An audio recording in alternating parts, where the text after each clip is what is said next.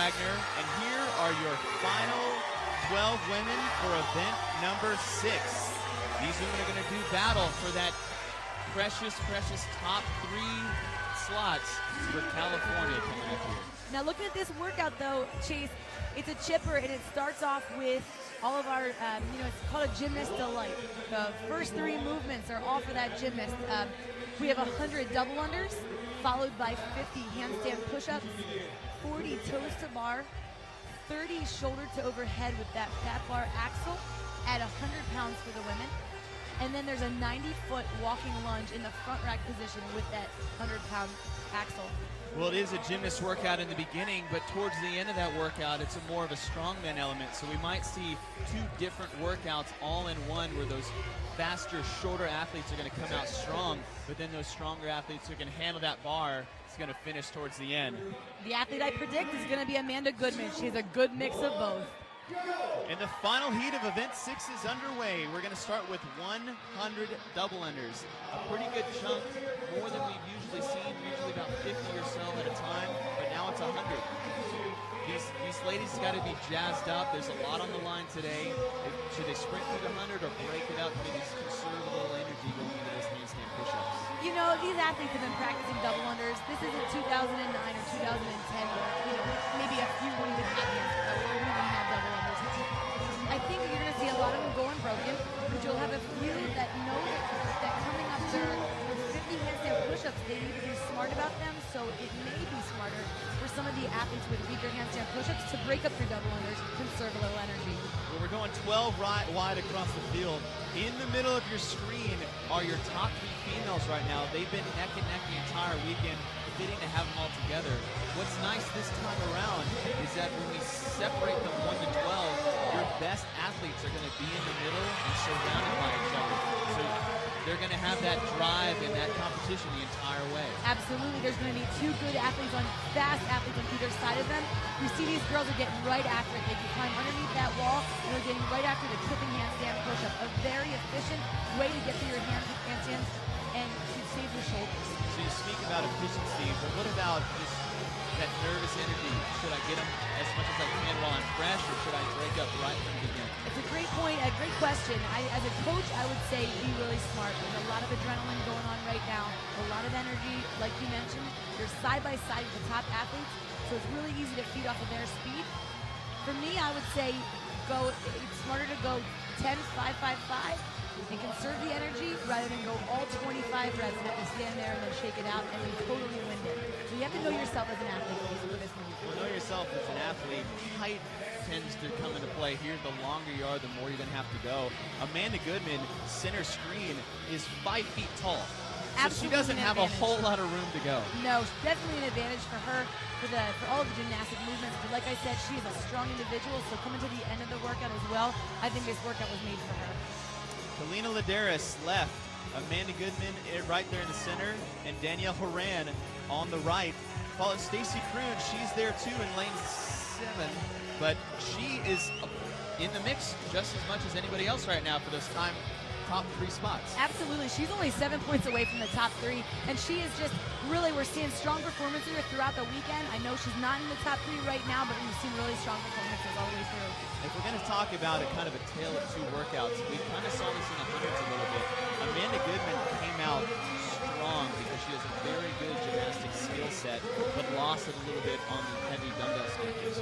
Whereas Kalina Ladaris, not the most technical athlete in this regional, but definitely a lot of grit and just go, and go. Yeah, I would say she's a scrappy athlete. She'll definitely fight at the end. Danielle Horan is the first off handstand push-ups. Now we're going to 40 toes to bar. The feet got to go past. The toes must touch in the middle simultaneously. She clipped off a good chunk right there. She did, and she's wearing her gloves. I'm not sure if she was one of the athletes that ripped or not, but this is going to be right now 40 toes to bar. I practiced the workout last week. It's not that taxing, but if you have a ripped hand chase, it is going to definitely affect how fast you can go through these and if you can straight set all 40. Kalina Ladaris sitting in 3rd place right now. She's got 1 handstand push-ups left. Most of the girls are now coming to toes to bar. Top left part of your screen, Amanda Goodman, she has yet to break on toes to bar, and you see she's wearing tape today. She didn't wear any tape for the chest to bar pull-ups, and it ended up ripping a little bit yesterday. And you know, she's side by side. She already saw that Danielle went to the bar first, and she remembers the feeling of yesterday with Kalina just creeping up from behind. So you know there's pressure on her to keep that lead. Pressure on her to keep the lead, but maybe not take it out as fast as she did during the hundreds that we saw yesterday, where Kalina took her at the end. So she might be pacing it a little bit more today. I'm going to say Kalina has the advantage, though, here coming into the end with the barbell and the lunges. Her legs are the longest out of the 3 women. She's going to have a much much bigger stride, so she'll be able to take those steps and make those lunges as long as she can hold onto the bar. Okay, so we see Kalina Ladaris in lane 5. She's working pretty hard on the toes to bar. Watch Amanda Goodman in the center in the black tie. She's pretty smooth, but even Danielle Horan is now struggling to get those. So I think these bigger, longer women, this is taxing them a little bit more than they had expected, where Amanda Goodman's center is looking very smooth right now. Amanda looks controlled. She has a really good pace.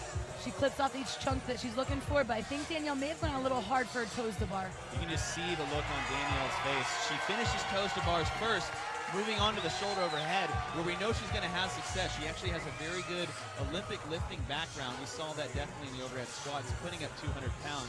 So we'll see how well she makes light of the shoulder overhead, but it's that axle bar. It's a different element than what she's used to. Amanda Goodman comes in. These girls are going rep for rep here. We'll see who breaks first. Should they do 10? Should they stop and do 5? And there you go, Amanda Goodman breaks. Now the breaking is good if you're going to pace it out, but now we have to clean it again. Yeah, and that definitely fatigues your back. It definitely takes more energy every time you're going to have to clean the bar, but you also don't want to tax your lungs so much for those lunges. So you don't want to hold on and just gas yourself so that you have to take too long of a break before you pick up the bar. Danielle Horan, there in lane 7. She has finished her 10. Amanda Goodman just has as well. It looks like she's breaking up into sets of 5, whereas Danielle's doing sets of 10. Danielle looks great, real smooth on those overheads. And Kalina Ladaris has now joined the party. This is where I think she might make a little bit of move here, but that was looking a little sketchy right there. Little tumble there. She just had to get her timing. She looks like she's settling a little bit better. Kalina Ladaris currently in 3rd in this heat, 3rd in the regional. She does her set of 10 to move forward for her next set of 10.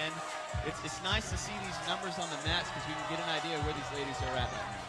And if the athletes do even the wrong number of reps on their number, it won't count. So if they do number 11 and 12 on that number 10, those 2 reps won't count. They must move their bar forward and be standing on the number when they do each of the 10 reps. Your overall leader of the day, center screen, Amanda Goodman. She's finishing up her middle set of 10. She has about 3 more to get to 20, but Danielle Horan in the blue top has now moved on to her last set, just joined by Amanda Goodman. Kalina Ladaris in the back, resting on her knees.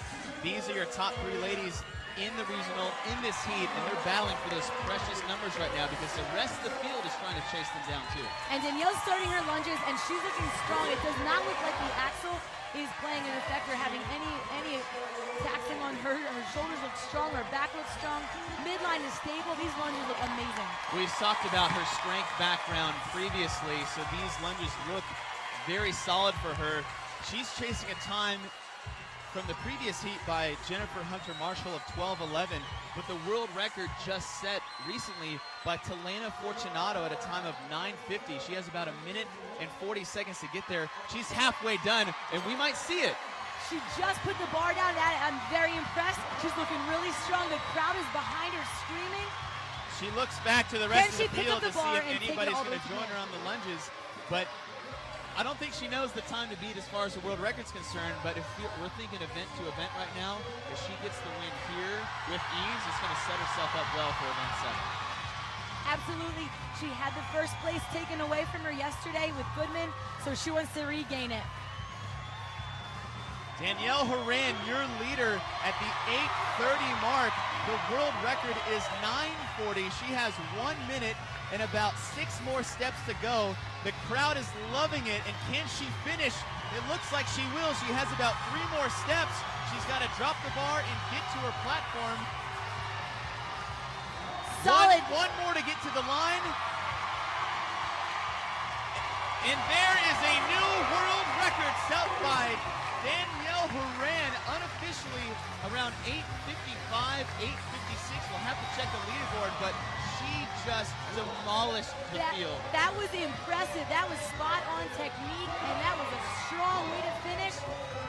She didn't look fatigued. She didn't look like it was day 3. Very strong. Here's a common sight we've seen all weekend between Amanda and Kalina, head to head. But Kalina, like we said, strong towards the end. Strong towards the end. She's lunging out.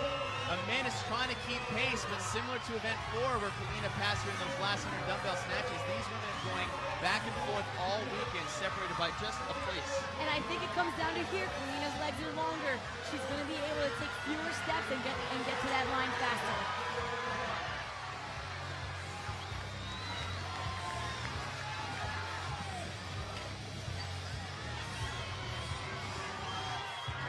Kalina's still breathing hard, but she's doing the best she can to get. She does not want to break.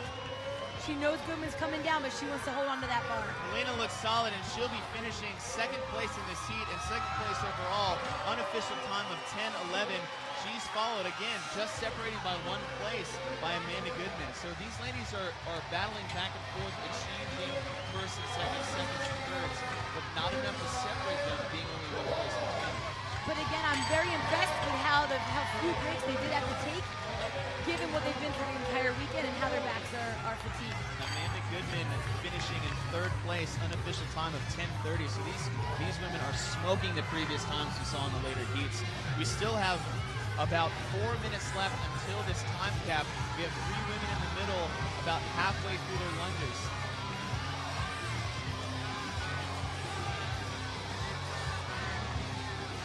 A much faster heat than we saw previously. Many of the women were still didn't even finish. But I think a lot of these athletes on their final overheads, if not approaching the lunges. Here's Megan Oskowski from Shoreline CrossFit. She's trying to finish ahead of Jenny Davis and Mel Ockerby. Now Jenny Davis coming into this, she was 8th in the games last year. Right now she's 5th, and she's a few points behind that 3rd place spot. So she has to do some work for that. Megan Oskowski just finishing up. I'm so impressed with her performances so far this weekend, and what I love about her is she's 19 years old. Our youngest female competitor. She's from Shoreline CrossFit, the box with Lauren Fumet. So very familiar athlete, and she's just coming up. I guess her mom keeping her under her wing there, teaching her well. It's amazing to see someone that young have so much success at this time. Jenny Davis, she's finishing up. She's about 5th place in this heat.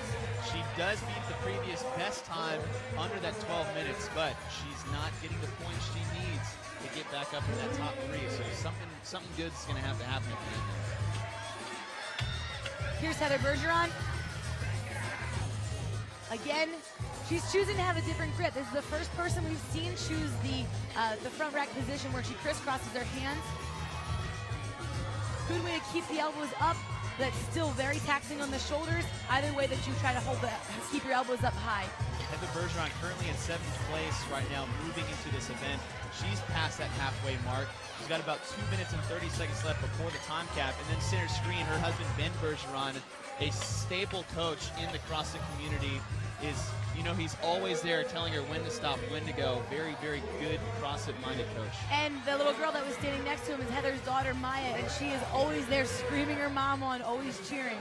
What a great family. Some of the athletes are coming back onto the field, cheering their friends and their fellow competitors on to finish. They have 2 minutes left before that time cap. They're at 13 minutes right now. These athletes are close.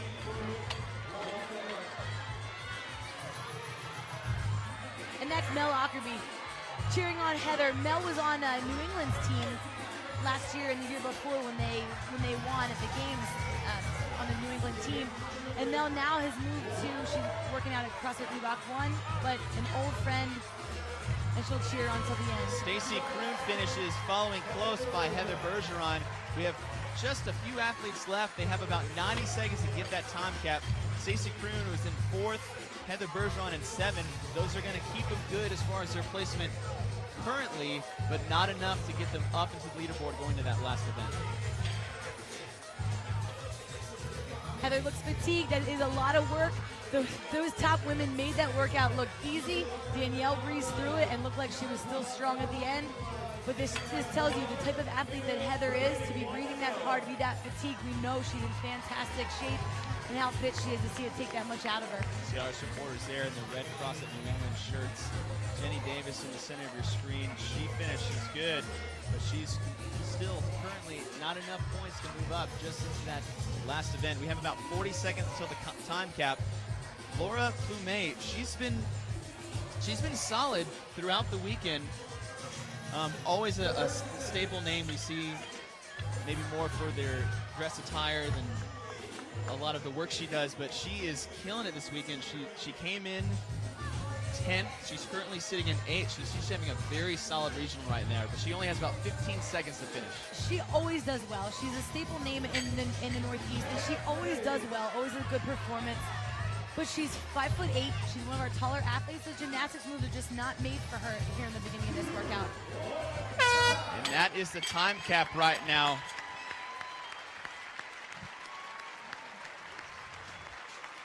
Sheila Barden, she finishes just underneath the time cap. Your winner in this heat, Kalina Ladaris. She's in 3rd.